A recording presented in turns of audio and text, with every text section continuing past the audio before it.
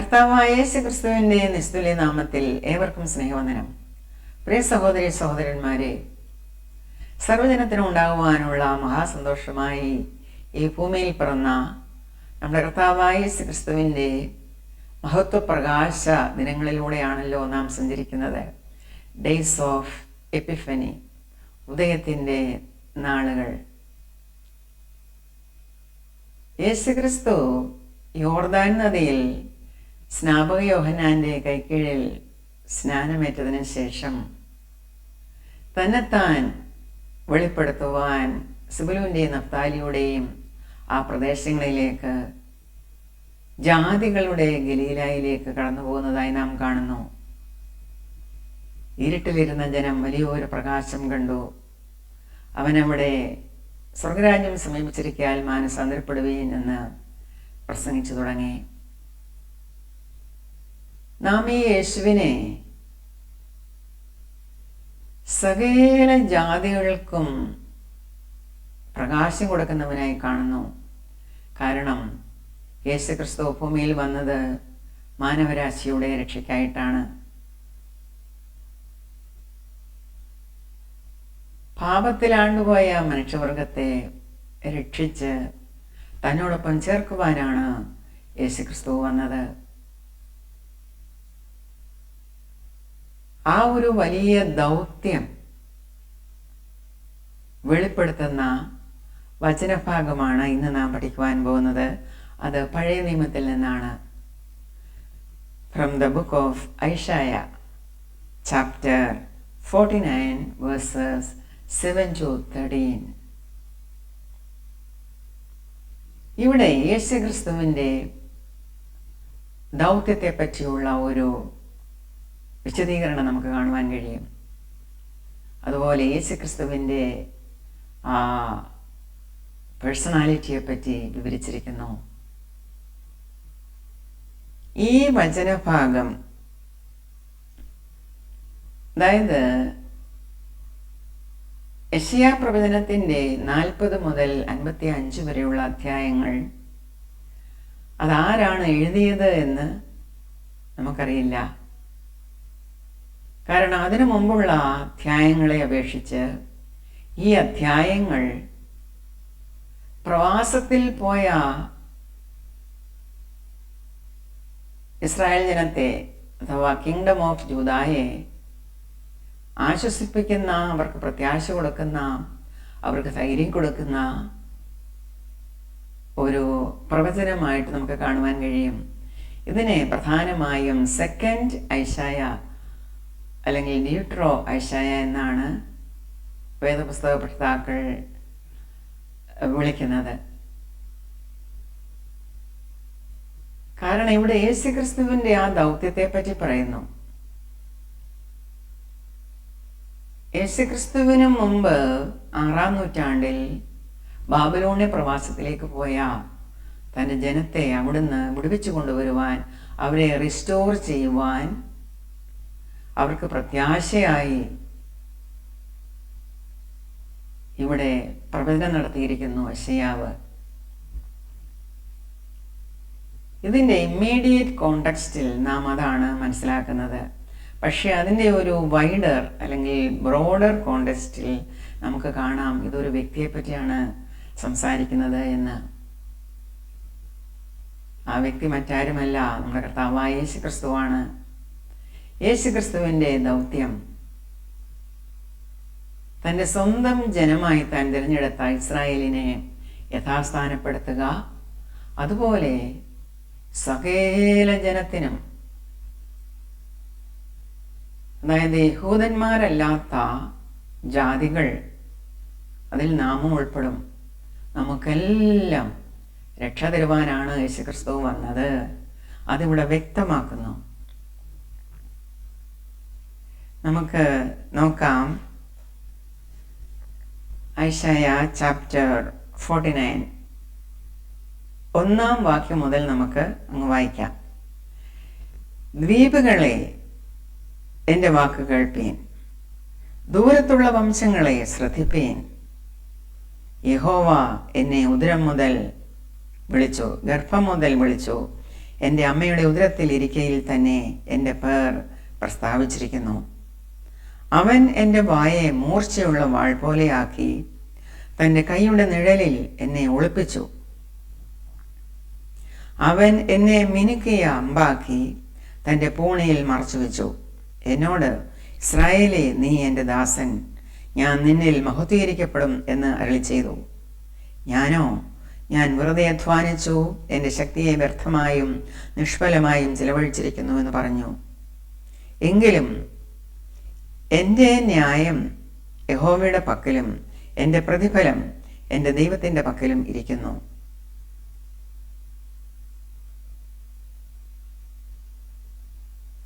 പ്രവാസത്തിൽ പോയ ആ ജനങ്ങളോട് സംസാരിക്കുന്നത് പോലെ ഇവിടെ സംസാരിക്കുകയാണ് യേശുക്രിസ്തു. ദ്വീപുകളെ, എൻ്റെ വാക്ക് കേൾപ്പീൻ. എൻ്റെ വാക്ക് കേൾപ്പീൻ എന്ന് പറയുന്നത് യേശുക്രിസ്തുവിൻ്റെ വാക്കുകൾ കേൾക്കുവാനാണ് പറയുന്നത്. താൻ എന്തോ പ്രസ്താവിക്കുവാൻ പോകുന്നു. പ്രവാചകൻ താൻ കേട്ട കാര്യങ്ങളൊക്കെയും ഇവിടെ രേഖപ്പെടുത്തിയിരിക്കുകയാണ്. ഇതാരും എഴുതി കൊടുത്തതല്ല, കേട്ട് എഴുതിയ കാര്യങ്ങളാണ്. അത് ഇസ്രായേലിൻ്റെ റിസ്റ്റോറേഷനെ പറ്റിയാണെന്ന് ഇവിടെ വ്യക്തമാക്കുന്നു. അതുപോലെ തന്നെ സർവ്വജനത്തിൻ്റെയും രക്ഷയ്ക്കായുള്ള ഒരു ആഹ്വാനമാണ് ഇവിടെ വിളിക്കുന്നത്. ദ്വീപുകളെ, കോസ്റ്റൽ ലാൻഡ്സ്, അതുപോലെ people from far away places, എല്ലാ ദേശത്തിനുമുള്ള ജനങ്ങളെയാണ്. ദൂരത്തുള്ള വംശങ്ങളെ ശ്രദ്ധിപ്പീൻ, ദ്വീപുകളെ എൻ്റെ വാക്ക് കേൾപ്പീൻ. ബാബിലോണിൽ പ്രവാസത്തിൽ പോയ ജനങ്ങളെ മാത്രമല്ല ഇവിടെ ഉദ്ദേശിച്ചിരിക്കുന്നത്. ലോകത്തിൻ്റെ എല്ലാ കോണിലും മൂലയ്ക്കും അറ്റത്തുമുള്ള സകലമാന ജനത്തോടുമാണ് എന്നെ ശ്രദ്ധിക്കുവീൻ, എൻ്റെ വാക്ക് കേൾക്കുവീൻ എന്ന് യേശുക്രിസ്തു പറയുന്നത്. യഹോവ എന്നെ ഗർഭം മുതൽ വിളിച്ചു, എൻ്റെ അമ്മയുടെ ഉദരത്തിൽ ഇരിക്കയിൽ തന്നെ എൻ്റെ പേര് പ്രസ്താവിച്ചിരിക്കുന്നു. അവൻ എൻ്റെ വായെ മൂർച്ചയുള്ള വാൾ പോലെയാക്കി തൻ്റെ കൈയുടെ നിഴലിൽ എന്നെ ഒളിപ്പിച്ചു. അതായത് കുറച്ച് യേശുക്രിസ്തുവിൻ്റെ ആ ആഗമനത്തിന് മുമ്പ് യേശുക്രിസ്തു പിതാവിൻ്റെ അടുത്തായിരുന്നു. പിതാവിനോടൊപ്പം ഏക സാരാംശമായി നിലനിൽക്കുന്നവനായിരുന്നു. ആ പർട്ടിക്കുലർ ടൈമിലാണ് യേശുക്രിസ്തു ഭൂമിയിൽ വന്നത്. ആ കൈറോസ് ടൈമിൽ, അപ്പോയിന്റഡ് ടൈമിൽ, കാലത്തികവിങ്കൽ. പിന്നീട് നാം വായിക്കുന്നു, എൻ്റെ വായെ യഹോവ മൂർച്ചയുള്ള വാൾ പോലെയാക്കി തൻ്റെ കൈയുടെ നിഴലിൽ എന്നെ ഒളിപ്പിച്ചു. അവനെന്നെ മിനുക്കിയ അമ്പാക്കി, പോളിഷ്ഡ് ഷാഫ്റ്റ്, തൻ്റെ പൂണയിൽ മറച്ചു വെച്ചു.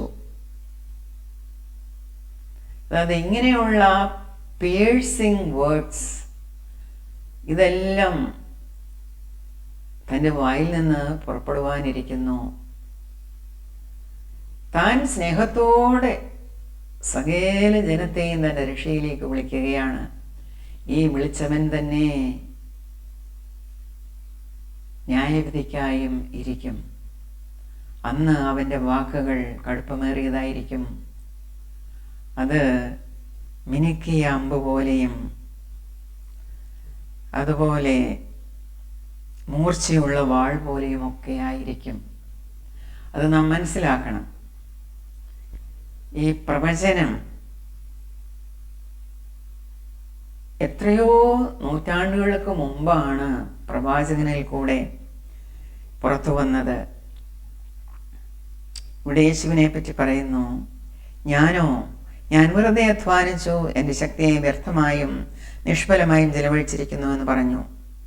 അതായത് യേശുക്രിസ്തു മനുഷ്യനായി ഭൂമിയിൽ വന്നപ്പോൾ യഹൂദ ജാതിയിലാണ് താൻ ജാതനായത് തൻ്റെ രക്ഷണ്യ പ്രവൃത്തികൾ അവർ വിശ്വസിച്ചില്ല. യേശുക്രിസ്തുവിനെ അവർക്ക് സംശയമായിരുന്നു. താൻ അവർക്ക് വേണ്ടിയാണ് അടികൊണ്ടതും തുപ്പലേറ്റതും കാൽവരി ക്രൂശിൽ യാഗമായതും. പക്ഷെ ആ ജനം അത് മനസ്സിലാക്കിയില്ല.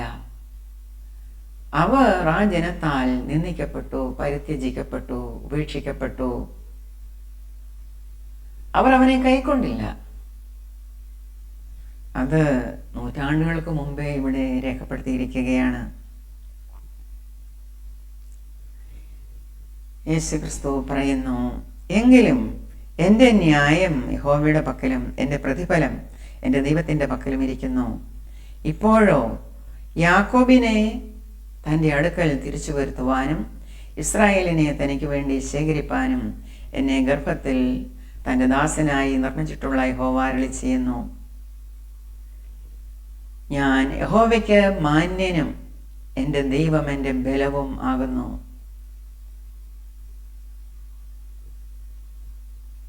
ഈ വചനഭാഗത്തെ സെർവൻറ്റ് സോങ് എന്ന് നമുക്ക് പറയാം. അതായത് കഷ്ടപ്പെടുന്ന ഒരു ദാസൻ്റെ ഒരു ചിത്രീകരണം ഇവിടെ ഉണ്ട്. ജനങ്ങൾക്ക് വേണ്ടി, മാനവജാതിക്ക് വേണ്ടി അവൻ കഷ്ടം സഹിച്ചു. ആ കഷ്ടം സഹിക്കയിൽ താൻ ഉദ്ദേശിച്ച ആ പ്രതിഫലം അവൻ കാണാത്തത് കൊണ്ട്, അതായത് ഇസ്രായേൽ ജാതിയിൽ നിന്ന്, യഹൂദ ജാതിയിൽ നിന്ന് അവൻ കാണാത്തത് കൊണ്ടാണ് അവൻ ഇവിടെ പറഞ്ഞിരിക്കുന്നത്, ഞാൻ വെറുതെ അധ്വാനിച്ചു, എൻ്റെ ശക്തിയെ വ്യർത്ഥമായും നിഷ്ഫലമായും ചെലവഴിച്ചിരിക്കുന്നുവെന്ന് പറഞ്ഞത്. ഇത് ഇന്ന് നമുക്ക് ബാധകമാണ്. നാമും ചിലപ്പോൾ ചിന്തിച്ചേക്കാം, ജാതികളുടെ ഇടയിൽ അഥവാ സത്യദൈവത്തെ കണ്ടിട്ടില്ലാത്ത ആളുകൾക്കായി നാം വചനം പ്രഘോഷിക്കുമ്പോൾ അത് കേൾക്കാതിരിക്കുന്ന ആളുകളെപ്പറ്റി, അല്ലെങ്കിൽ യേശുവിലേക്ക് കടന്നു വരാതിരിക്കുന്ന ആളുകളെപ്പറ്റി നാമും ചിന്തിക്കും. നാം വെറുതെ അധ്വാനിച്ചു, നമ്മുടെ ശക്തിയെ വ്യർത്ഥമായും നിഷ്ഫലമായും ചെലവഴിച്ചിരിക്കുന്നു. അങ്ങനെ ഒരു അവസ്ഥ എല്ലാവർക്കും ഉണ്ടാകും. അങ്ങനെ ഒരു തോന്നൽ എല്ലാവർക്കും ഉണ്ടാകും. അത് സത്യവുമാണ്. എങ്കിലും സ്നേഹവാനായ ദൈവം തൻ്റെ ജനത്തോടുള്ള നിയമം എപ്പോഴും ഓർക്കുന്നതായി നമുക്ക് കാണുവാൻ കഴിയും. തൻ്റേതാണ് ജനം, തൻ്റെ കൈപ്പണിയാണ് അവരെ അവൻ സ്നേഹിക്കുന്നു. അതുകൊണ്ടാണ് യഹോവയിൽ അവൻ ധൈര്യപ്പെടുന്നത്. എങ്കിലും എൻ്റെ ന്യായം യഹോവയുടെ പക്കലും എൻ്റെ പ്രതിഫലം എൻ്റെ ദൈവത്തിൻ്റെ പക്കലും ഇരിക്കുന്നു.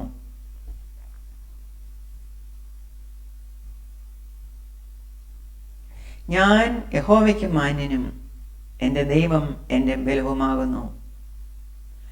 നീ യാക്കോബിൻ്റെ ഗോത്രങ്ങളെ എഴുന്നേൽപ്പിക്കേണ്ടതിനും ഇസ്രായേലിൽ സൂക്ഷിക്കപ്പെട്ടവരെ തിരിച്ചു വരുത്തേണ്ടതിനും എനിക്ക് ദാസനായിരിക്കുന്നത് പോരാ. എൻ്റെ രക്ഷഭൂമിയുടെ അറ്റത്തോളം എത്തേണ്ടതിന് ഞാൻ നിന്നെ ജാതികൾക്ക് പ്രകാശമാക്കി വച്ചിരിക്കുന്നു എന്ന് അവൻ അരുളി ചെയ്യുന്നു. ഈ വേഴ്സ് 6 നാം വായിക്കുമ്പോൾ അത് വ്യക്തമായും ഒരു പേഴ്സണെ പറ്റി സംസാരിക്കുന്നത് നമുക്ക് മനസ്സിലാക്കുവാൻ കഴിയും. അതായത് വ്യക്തിപരമായി അത് യേശുക്രിസ്തു എന്ന ആ പേഴ്സണാണ്. യേശുക്രിസ്തുവിനെ പറ്റിയാണ് സംസാരിച്ചിരിക്കുന്നത്. പ്രവാസത്തിൽ പോയ തൻ്റെ സ്വന്തം ജനമായ ഇസ്രായേലിനെ റീസ്റ്റോർ ചെയ്യുക മാത്രമല്ല, പിന്നെ എന്തുകൂടെ ചെയ്യണം? എന്തിനു വേണ്ടി കൂടെയാണ് യേശുവിനെ അയച്ചിരിക്കുന്നത്? ദൈവം പറയുകയാണ്,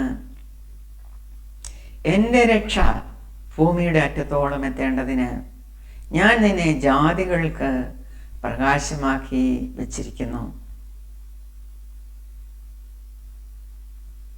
ഇസ്രായേലിൻ്റെ വീണ്ടെടുപ്പുകാരനും അവൻ്റെ പരിശുദ്ധനുമായ യഹോവ സർവനിന്ദിതനും ജാതിക്ക് വെറുപ്പുള്ളവനും അധിപതികളുടെ ദാസനുമായവനോട് ഇപ്രകാരം അരുളി ചെയ്യുന്നു. യേശു എങ്ങനെയൊക്കെ ആയി മാറി ഈ ഭൂമിയിൽ വന്നപ്പോൾ അതെല്ലാം മുന്നമേ പ്രവചിച്ചിരിക്കുകയാണ്.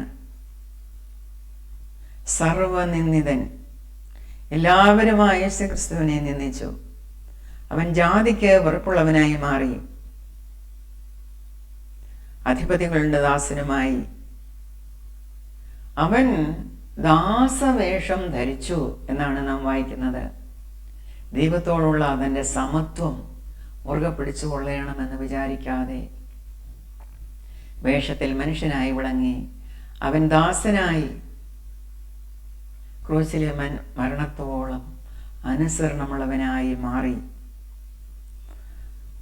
ആ യേശുവിനെ പറ്റിയാണ് ഇവിടെ സംസാരിച്ചിരിക്കുന്നത്.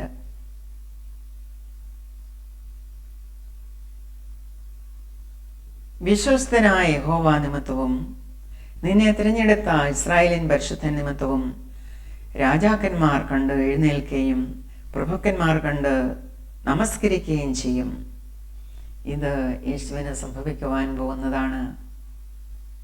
യേശുവിൻ്റെ മുമ്പാകെ സ്വർലോകരുടെയും ഭൂലോകരുടെയും അധോലോകരുടെയും മുഴങ്കാലുകളെല്ലാം മടങ്ങുകയും എല്ലാ നാവും യേശുക്രിസ്തു തന്നെ കർത്താവ് എന്ന് പിതാവാം ദൈവത്തിൻ്റെ മഹത്വത്തിനായി ഏറ്റുപറയുകയും ചെയ്യേണ്ടി വരും. അത് നമുക്കറിയാം. യഹോവ ഇപ്രകാരം അരുളി ചെയ്യുന്നു: പ്രസാദകാലത്ത് ഞാൻ നിനക്ക് ഉത്തരമരുളി, രക്ഷാദിവസത്തിൽ ഞാൻ നിന്നെ സഹായിച്ചു. ദേശത്തെ ഉയർത്തുവാനും ശൂന്യമായി കിടക്കുന്ന അവകാശങ്ങളെ കൈവശമാക്കി കൊടുപ്പാനും ബന്ധിക്കപ്പെട്ടവരോട് ഇറങ്ങിപ്പോയിക്കൊള്ളുവീനെന്നും അന്ധകാരത്തിലിരിക്കുന്നവരോട് വെളിയിൽ വരുവീൻ എന്നും പറയുവാനും ഞാൻ നിന്നെ കാത്തു. നിന്നെ ജനത്തിൻ്റെ നിയമമാക്കി വെച്ചിരിക്കുന്നു. Covenant of the people. ദൈവം യേശുക്രിസ്തുവിനെ ജനത്തിൻ്റെ നിയമമാക്കി വെച്ചിരിക്കുകയാണ്. ആ ജനം അവർ വഴികളിൽ മേയും, എല്ലാ പാഴ്ക്കുന്നുകളിലും അവർക്ക് മേച്ചിലുണ്ടാകും. അവർക്ക് വിശക്കയില്ല, ദാഹിക്കുകയുമില്ല, മരീചികയും വെയിലും അവരെ ബാധിക്കുകയില്ല. അവരോട് കരുണയുള്ളവൻ അവരെ വഴി നടത്തുകയും നീരുറവുകൾക്കരികെ അവരെ കൊണ്ടുപോവുകയും ചെയ്യും. ഇസ്രായേലിൻ്റെ ഒരു റെസ്റ്റോറേഷൻ നമുക്കിവിടെ കാണുവാൻ കഴിയും. അത് സർവ്വജനത്തിനും പ്രാപിക്കുവാൻ പറ്റുന്നതാണ്. എങ്ങനെയാണ് മടങ്ങി വരുന്ന തൻ്റെ ജനത്തെ, തങ്കിലേക്ക് തിരിയുന്ന തൻ്റെ ജനത്തെ എങ്ങനെയാണ് അവൻ വഴി നടത്തുന്നത് എന്നാണ് നാം ഇവിടെ വായിച്ചത്. വേഴ്സ് 9.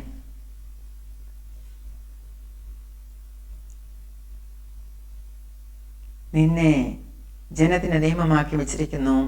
അവർ വഴികളിൽ മേയും. കർത്താവിലേക്ക് കടന്നു വരുന്നവർ, അവർക്ക് എല്ലായിടവും മേച്ചിൽപ്പുറങ്ങൾ ഉണ്ടാകും.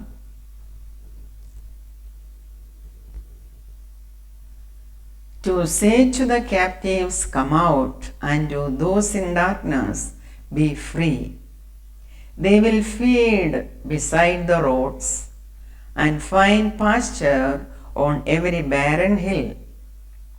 They will neither hunger nor thirst, nor will the desert heat or the sun beat upon them. അവർക്ക് മരീചികയും വെയിലും ഒന്നും ബാധിക്കുകയില്ല. He who has compassion on them will guide them and lead them beside springs of water.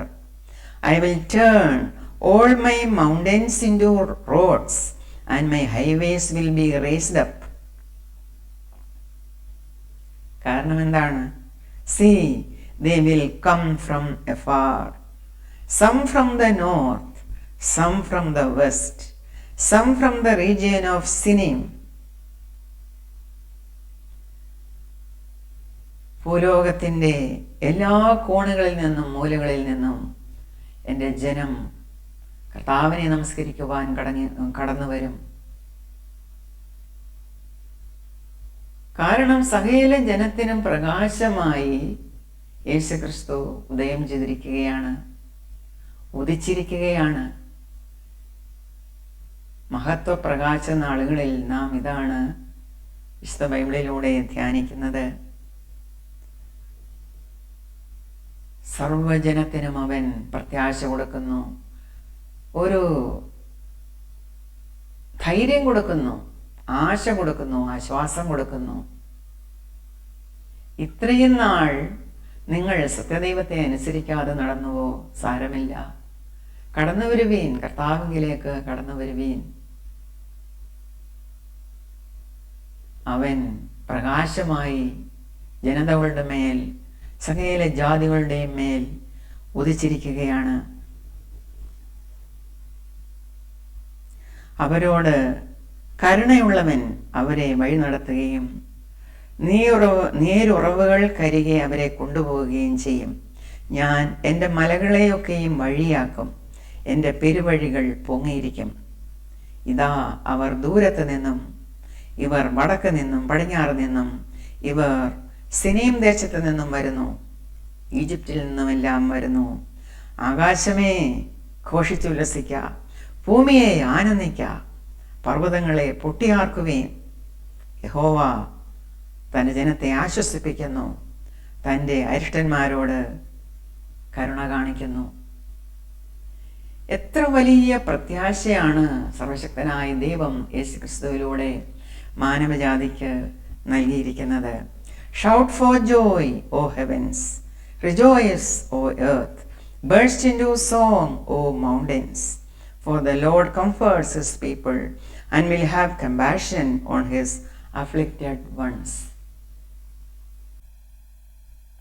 കർത്താവായ യേശുക്രിസ്തു ലോകരക്ഷകൻ എന്ന് പഴയ നിയമ പ്രവാചകന്മാർ പ്രവചിച്ചിരുന്നത് പോലെ തന്നെ പുതിയ നിയമ അപ്പോസ്തലന്മാരും അത് പ്രഘോഷിച്ചിരുന്നു. ഒരിക്കൽ വൃദ്ധനായ ഒരു മനുഷ്യൻ യെരുശലേം ദേവാലയത്തിൽ വെച്ച് ഒരു പ്രവചനം നടത്തി. ആ വൃദ്ധൻ മറ്റാരുമായിരുന്നില്ല, വൃദ്ധനായ ശിമയോനായിരുന്നു. കർത്താവിൻ്റെ ക്രിസ്തുവിനെ കാണും മുമ്പേ മരണം കാണുകയില്ല എന്ന് പരിശുദ്ധാത്മാവിനാൽ അവന് അരുളപ്പാടുണ്ടായിരുന്നു. ആ അരുളപ്പാടനുസരിച്ച് ദീർഘസംവത്സരങ്ങൾ ഈ മനുഷ്യൻ പ്രതീക്ഷയോടെ കാത്തിരുന്നു. അങ്ങനെയിരിക്കെ പൈതലായ യേശുവിനെയും കൈകളിലേന്തി ഇതാ കന്യകമറിയാം യെരുശലേം ദേവാലയത്തിലേക്ക് കടന്നു വരുന്നു. പരിശുദ്ധാത്മ നിയോഗത്താൽ ഈ വൃദ്ധനും യെരുശലേം ദേവാലയത്തിൽ എത്തുന്നു. പൈതലിനെ കണ്ട മാത്രയിൽ അവനെ കൈകളിലെടുത്ത് ശിമയോൻ പ്രവചിക്കുന്നു.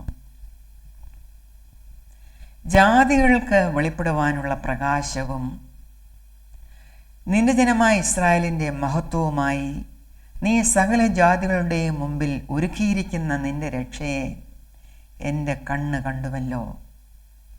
ഇപ്പോൾ നാഥ, തിരുമനസ് പോലെ അടിയനെ സമാധാനത്തോടെ വിട്ടയക്കണമേ. ശിമയോൻ പറയുകയാണ് ആ പൈതലിനോട്, സകല ജാതികൾക്കും ഒരുക്കിയിരിക്കുന്ന ആ വലിയ രക്ഷയാണ് നമ്മുടെ കർത്താവായ യേശുക്രിസ്തു. അതുപോലെ ഒരിക്കൽ പൗലോസ് അപ്പോസ്തലനും പറയുന്നു, പിസിദ്യ എന്ന ദേശത്ത് ശാബത ദിവസം അവിടുത്തെ സിനഗോഗിൽ പ്രസംഗിക്കയിൽ ഈ പൗലോസും ബർന്നബാസും പറയുന്ന ഒന്നും ആ യഹൂദന്മാർ കേൾക്കുന്നില്ല, അവർ അത് അംഗീകരിക്കുന്നില്ല. അപ്പോൾ അവർ പറഞ്ഞു, ജാതികളുടെ ഇടയിൽ ഞങ്ങൾ സുശേഷിക്കുവാൻ പോവുകയാണ്. അവർ അത് കേട്ട് കോപിച്ചു. ഇവിടെ എഴുതിയിരിക്കുന്നത് Acts of the Apostles chapter 13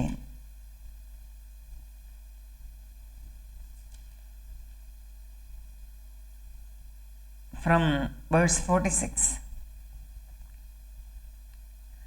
അപ്പോൾ പൗലോസും ബർന്നബാസും ധൈര്യം പൂണ്ടു, ദൈവവചനം ആദ്യം നിങ്ങളോട് പറയുന്നത് ആവശ്യമായിരുന്നു, എന്നാൽ നിങ്ങളതിനെ തള്ളി നിങ്ങളെ തന്നെ നിത്യജീവന് അയോഗ്യർ എന്ന് വിധിച്ചു കളയുന്നതിനാൽ ഇതാ ഞങ്ങൾ ജാതികളിലേക്ക് തിരിയുന്നു.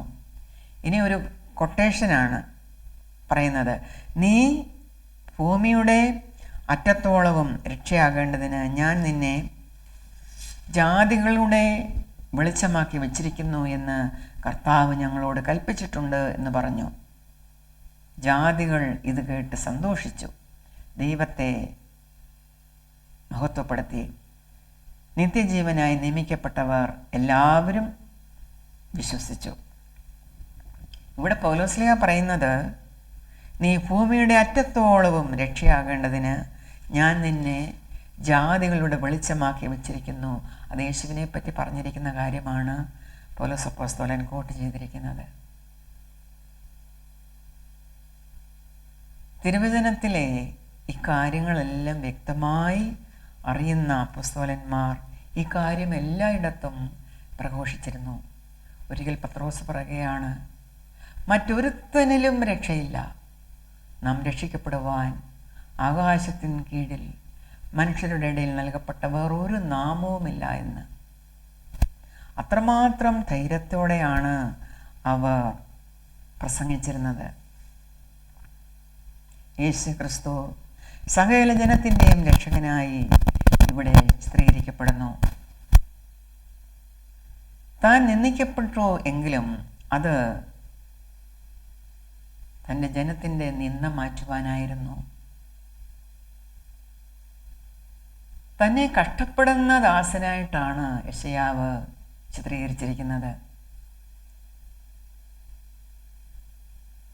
Suffering servant.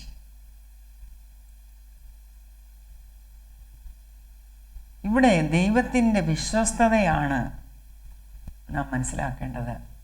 നാം എത്രമാത്രം ദൈവത്തെ വിട്ട് ഓടിയെന്നാലും നമ്മെ തിരക്കി വരുന്ന, നമ്മെ കണ്ടുകിട്ടുവോളം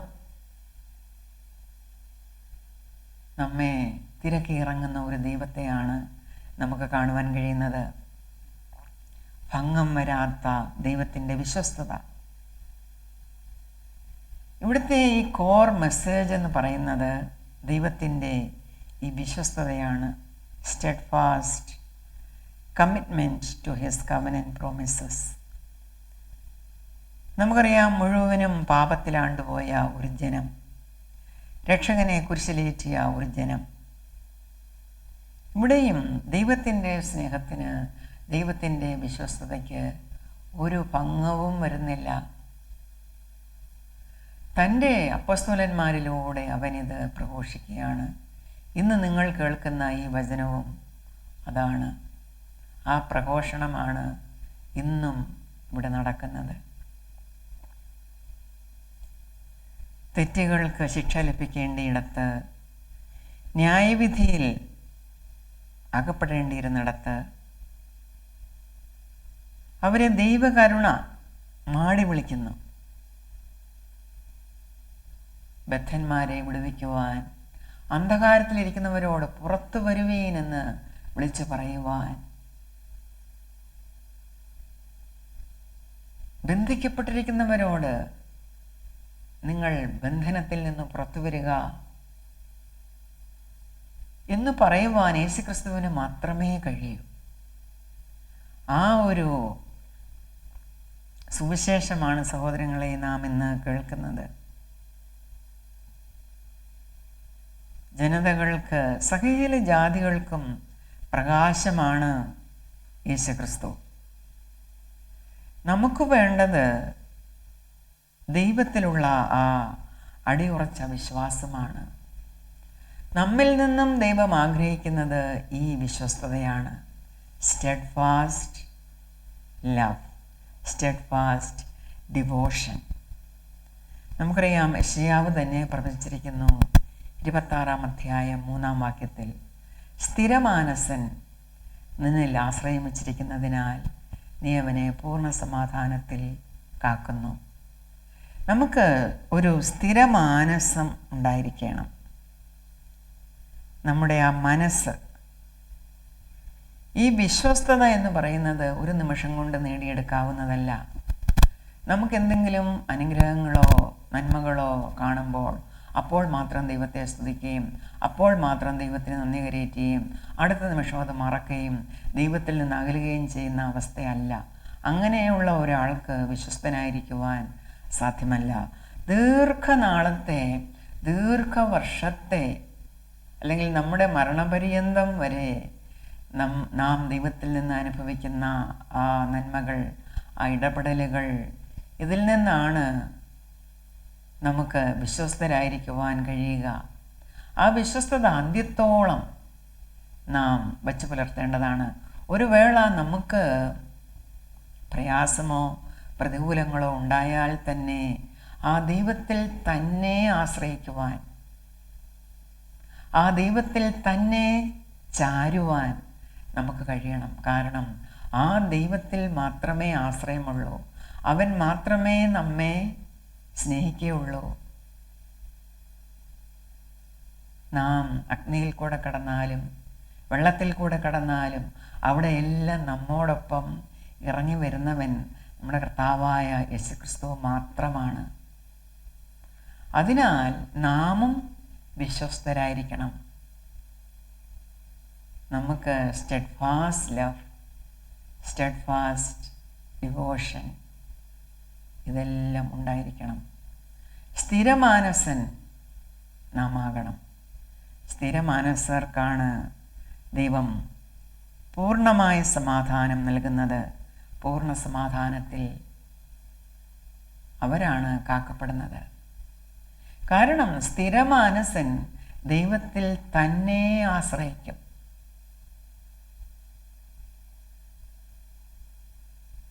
പ്രിയ സഹോദരങ്ങളെ, ഇസ്രായേലിൻ്റെ ആ യഥാസ്ഥാനപ്പെടൽ, അതുപോലെ സകല ജാതികളുടെയും രക്ഷ, ഇത് മാത്രമാണ് യേശുക്രിസ്തുവിൻ്റെ ആ വരവിൻ്റെ ആ ദൗത്യം. ആ ദൗത്യം അതാണ്. തൻ്റെ ജനത്തെ യഥാസ്ഥാനപ്പെടുത്തുക, തൻ്റെ രക്ഷ സകല ജാതികളുടെ ഇടയിൽ അറിയുക, അവർ രക്ഷിക്കപ്പെടുക എന്നത്. പൈതലായ യേശുവിനെ യെരുശലേം ദേവാലയത്തിൽ കണ്ട ശിമയോൻ അവനെ തൻ്റെ ഉറയ്ക്കുന്ന കൈകളിലേന്തി യേശുവിനെ സ്വന്തം കണ്ണാൽ കാണുവാൻ ആഗ്രഹത്തോടെ കാത്തിരുന്നവനായിരുന്നു ഈ ശിമയോൻ.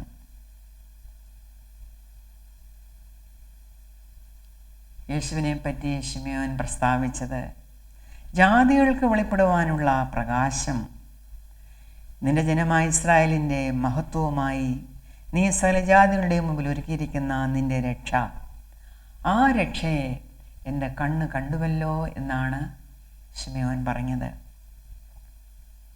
ജാതികൾക്ക് പ്രകാശമായവനെ, ഉയരത്തിൽ നിന്ന് വന്ന ആ രക്ഷകനെ ദീർഘവർഷങ്ങൾ പ്രതീക്ഷയോടെ കാത്തിരുന്ന ആ ശിമയോൻ പരിശുദ്ധാത്മ നിയോഗത്താൽ ആലയത്തിലേക്ക് വന്നതുപോലെ ഇതാ ഞങ്ങളും വരുന്നു.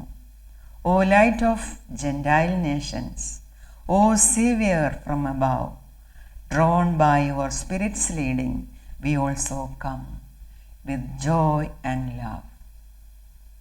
നമുക്ക് പാടാം. O light of Gentile nations, O Savior from above, drawn by your Spirit's leading, we come with joy and love to enter now your chamber and wait with watchful mind. As Simeon once had waited his God and Lord to find. Yes, Lord, your servants meet you in every holy place, where your true word has promised that we should see your face. And still today you grant us who gather round you here, in arms of faith to bear you as did that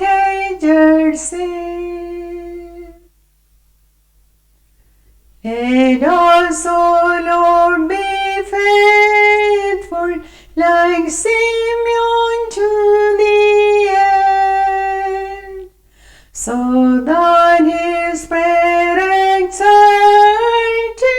may from our hearts ascend.